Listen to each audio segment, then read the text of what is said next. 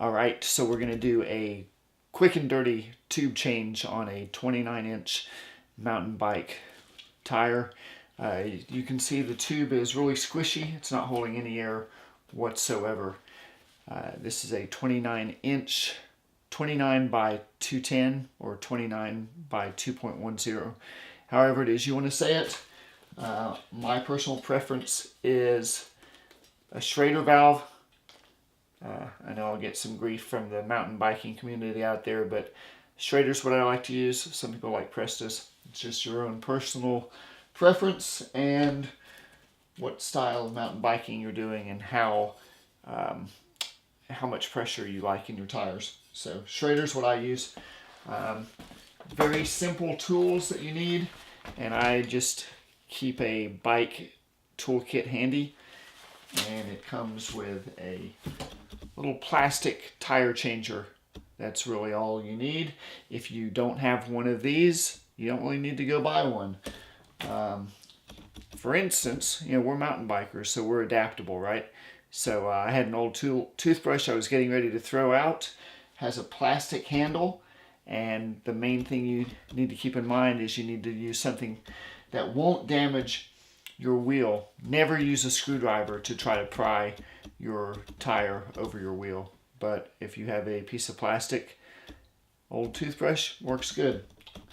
All right, first thing is to let all the air out of the tube, which of course this one's already out. And then just take your tire tool, pop it under the rim. I like to start a little bit left or right of where the valve is and just go around the tire.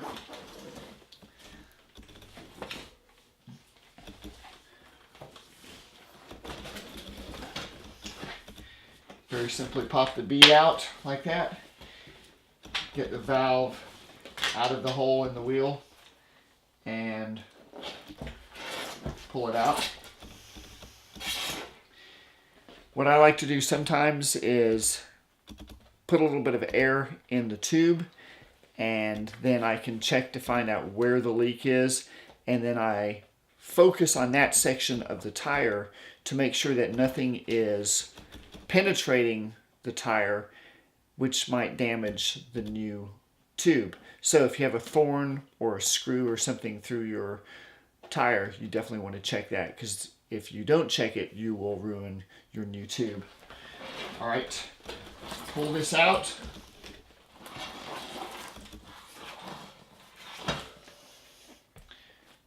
Toss it to one side. I'll use a cloth and just go on the inside of the tire, once again checking for anything that has penetrated. Sometimes I will just use a vacuum cleaner nozzle. Just put a vacuum cleaner nozzle inside and pull out any rocks and debris that might be inside. If you pull the tire off, make sure that when you put it back on, that your rotation is the same as the wheel's rotation. It's really easy to put that back on and have it backwards, and you don't want that. Okay, get your new inner tube, and what I do is I put a little bit of pressure, a little bit of air pressure inside the new inner tube just to give it a little bit of stability. Find the hole for your valve, pop that in, and then just gently work the tube onto the inside of the tire.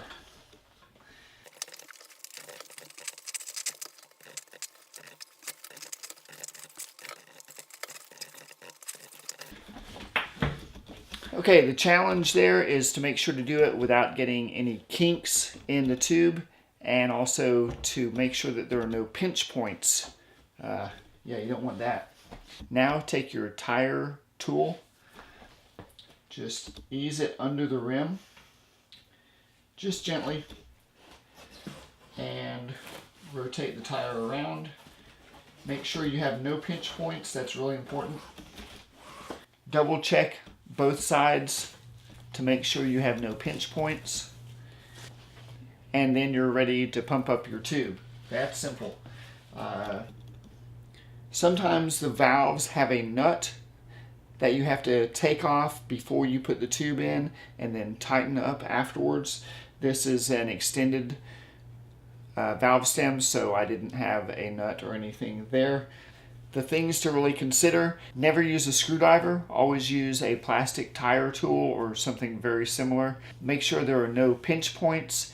Make sure that the rotational direction of the wheel matches the rotational direction of the tire. You should see arrows on both the tire and the wheel someplace. And pump it up and you're ready to roll.